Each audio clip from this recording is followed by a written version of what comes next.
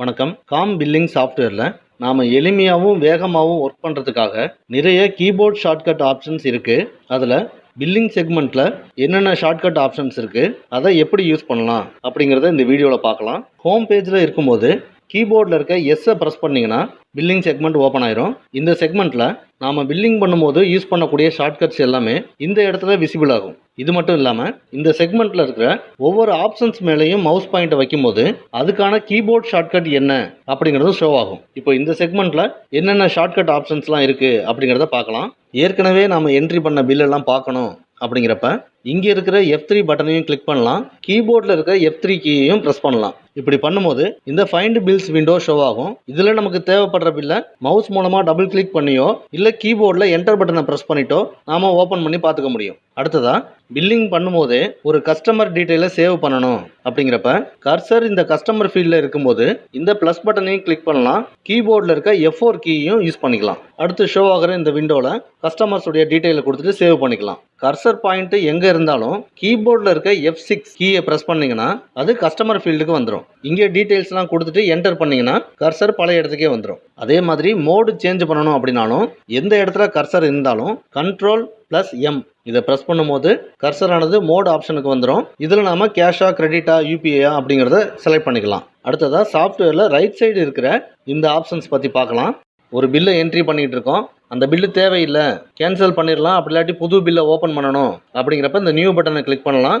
இதுக்கான shortcut Ctrl+N, new bill open ஆயிரும். அடுத்து ஒரு பில்லை சேவ் பண்ணணும் அப்படிங்கிறப்ப இந்த சேவ் பட்டனையும் யூஸ் பண்ணிக்கலாம். கீபோர்டில் Ctrl+S யூஸ் பண்ணிவிட்டு சேவ் பண்ணிக்கலாம். ஒரு பில்லை சேவ் பண்ணிவிட்டு பிரிண்ட் எடுக்கிறதுக்கு நிறைய ஷார்ட்கட் ஆப்ஷன் இருக்குது, அதை அப்புறமா பார்க்கலாம். இப்போ இந்த பட்டன்ஸ்க்கான ஷார்ட்கட் என்னங்கிறத பார்த்துருவோம். அடுத்ததாக பிரிண்ட் கொடுக்கறதுக்கு Ctrl+P கொடுக்கலாம். ஒரு பில்லு ஓப்பனில் இருக்கிறப்ப இங்கே இருக்கிற எக்ஸ்போர்ட் பட்டனை கிளிக் பண்ணாலோ கீபோர்டில் Ctrl+E ப்ரெஸ் பண்ணும் போதும் அந்த பில்லில் இருக்க ஐட்டம்ஸ்க்கான ஃபுல் டீட்டெயிலும் ஒரு எக்ஸல் ஷீட்டுக்கு எக்ஸ்போர்ட் ஆயிரும். அடுத்தது இந்த பில்லிங் செக்மெண்ட்டை க்ளோஸ் பண்ணுறோம் அப்படிங்கிறப்ப இந்த க்ளோஸ் பட்டனையும் கிளிக் பண்ணலாம். இதுக்கான shortcut Ctrl+Q. Billing segment close பண்ணியாச்சு. சாஃப்ட்வேரில் எந்த செக்மெண்ட்டில் இருந்தாலும் ஹோம் பேஜுக்கு வரணும் அப்படிங்கிறப்ப Ctrl+Z ப்ரெஸ் பண்ணிங்கன்னா போதும். இப்போ இங்கேருந்து எஸ் கீயை ப்ரெஸ் பண்ணிவிட்டு பில்லிங் செக்மெண்ட்டுக்கு போகலாம். அடுத்ததாக இந்த ஆப் டேட்டை மாற்றணும் அப்படிங்கிறப்ப இந்த இடத்துல கிளிக் பண்ணியும் மாற்றிக்கலாம். அப்படி இல்லைன்னா கர்சர் எங்கே இருந்தாலும் Ctrl+D ப்ரெஸ் பண்ணிங்கன்னா ஆப் டேட்டுக்கு கர்சர் வந்துடும். இதை சேஞ்ச் பண்ணுறதா தான் பண்ணிவிட்டு என்டர் பண்ணிக்கலாம். அடுத்து ஒரு ஐட்டமை டைப் பண்ணும்போது இந்த விண்டோவில் நாம் என்ன டைப் பண்ணியிருக்கோமோ அது சம்மந்தப்பட்ட ஐட்டம்ஸ் எல்லாமே ஷோ ஆகும். இதில் எந்த ஐட்டம்னு செலக்ட் பண்ணுறதுக்காக கீபோர்டில் இருக்க ஏரோ கீஸை யூஸ் பண்ணிக்கலாம். இந்த லிஸ்ட்லேயே கடைசியில் இருக்கிற ஐட்டமை உடனே செலக்ட் பண்ணணும் அப்படிங்கிறப்ப பேஜ் டவுன் கீயை யூஸ் பண்ணிக்கலாம். ஃபஸ்ட்டு ஐட்டமை சூஸ் பண்ணணும் அப்படிங்கிறதுக்கு பேஜ் அப் கீயும் யூஸ் பண்ணிக்கலாம். அடுத்ததாக 3 Roses நேச்சுரல் கேர் அப்படிங்கிற ஐட்டமை நான் செலக்ட் பண்ணணும். ஆனால் இந்த ஐட்டம்ங்கிற இடத்துல நேச்சுரல்னு டைப் பண்ணுறப்ப அந்த ஐட்டம் ஷோ ஆகலை. நேச்சுரல்ங்கிற வேர்டில் ஸ்டார்ட் ஆகிற ஐட்டம் மட்டும் தான் ஷோ ஆகுது. இப்படி இருக்கிறப்ப அந்த பொருளில் இன்சைடில் இருக்கிற வேர்ட்ஸை வச்சும் சர்ச் பண்ணணும் அப்படிங்கிறப்ப இந்த வைல்டு சர்ச் ஆப்ஷனை ஆன் பண்ணிக்கோங்க. இதுக்கான ஷார்ட்கட் Ctrl+W. இதை ப்ரெஸ் பண்ணும்போது இந்த நேச்சுரல்ங்கிற வேர்டு எந்தெந்த ஐட்டம்லாம் இருக்கோ அது எல்லாமே ஷோ ஆகும். இந்த ஐட்டமை என்டர் பண்ணிக்கிறேன்.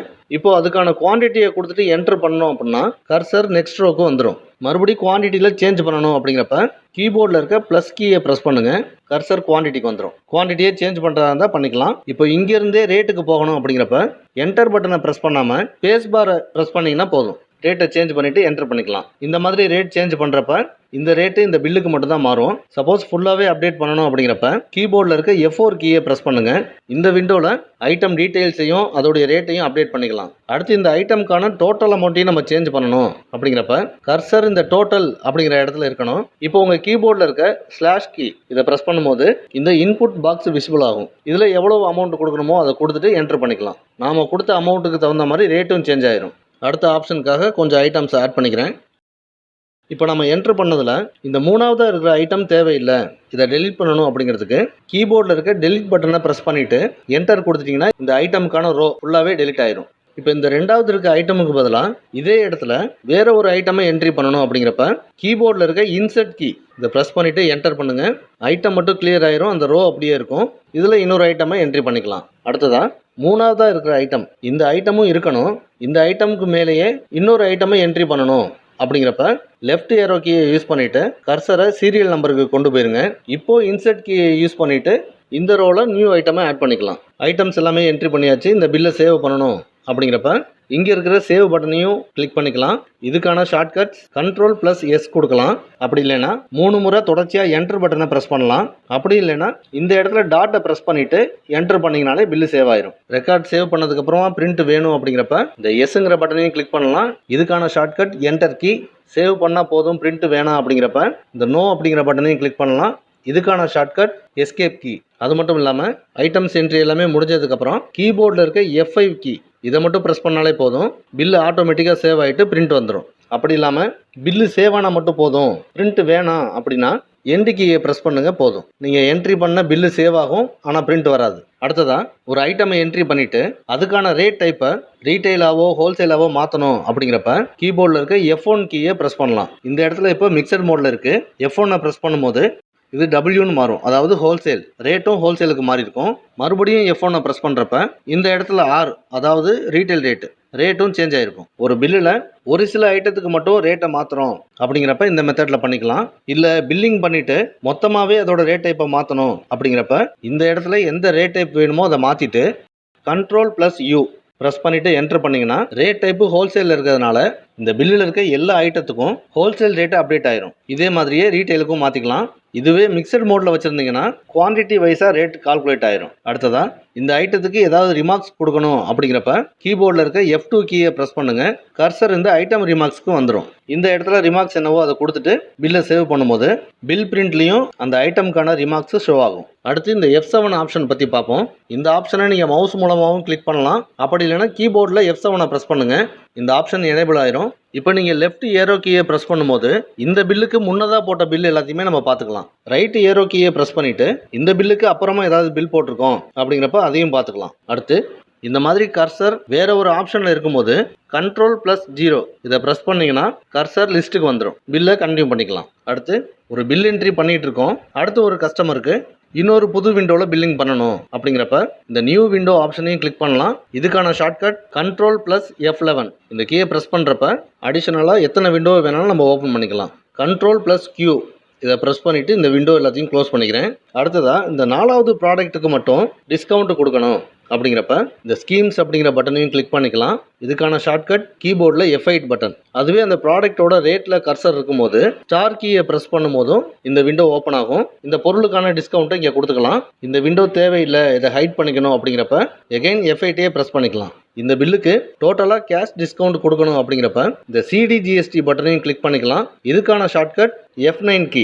இதுக்கான இன்னொரு ஷார்ட்கட் Ctrl+Spacebar இதை ப்ரெஸ் பண்ணும்போது இந்த விண்டோ ஷோ ஆகும். இந்த CD% அப்படிங்கிற இடத்துல எவ்வளவு டிஸ்கவுண்ட் கொடுக்கணுமோ கொடுத்துட்டு என்டர் பண்ணிக்கலாம். இப்படி கேஷ் டிஸ்கவுண்ட் கொடுக்கறதுக்கு முன்னாடி இந்த பில்லோட ப்ராஃபிட் எவ்வளோங்கிறத பார்க்கணும் அப்படிங்கிறப்ப உங்கள் கீபோர்டில் எஸ்கேப் பட்டனுக்கு கீழே இருக்கக்கூடிய கிரேவ் அசன் கீ இதை லாங் ப்ரெஸ் பண்ணுறப்ப இந்த பில்லுக்கான ப்ராஃபிட் எவ்வளவு அப்படிங்கிறத பார்த்துக்கலாம். இதுவே ஒரு ஐட்டமுக்கான ப்ராஃபிட் மட்டும் பார்க்கணும் அப்படிங்கிறப்ப அந்த ஐட்டமில் கர்சர் இருக்கும்போது இந்த கீயை லாங் ப்ரெஸ் பண்ணுங்கள்.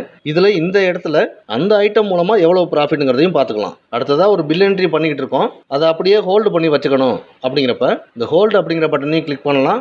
இதுக்கான ஷார்ட்கட் F11 கீ. ஹோல்டு பண்ண பில்லை ரீஸ்டோர் பண்ணணும் அப்படிங்கிறப்ப இந்த பட்டனையும் கிளிக் பண்ணலாம். இதுக்கான ஷார்ட்கட் F12 கீ.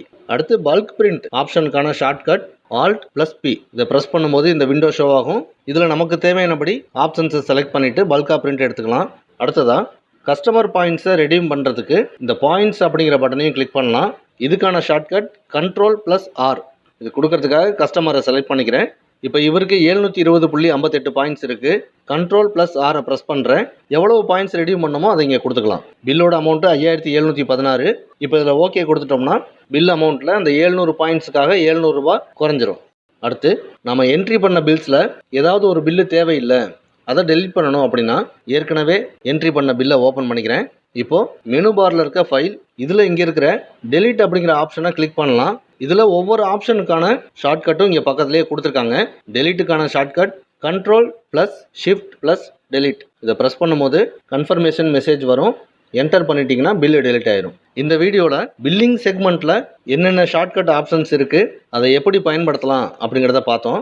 டவுட்ஸ் எதுவும் இருந்ததுன்னா கால் பண்ணுங்கள். நன்றி, வணக்கம்.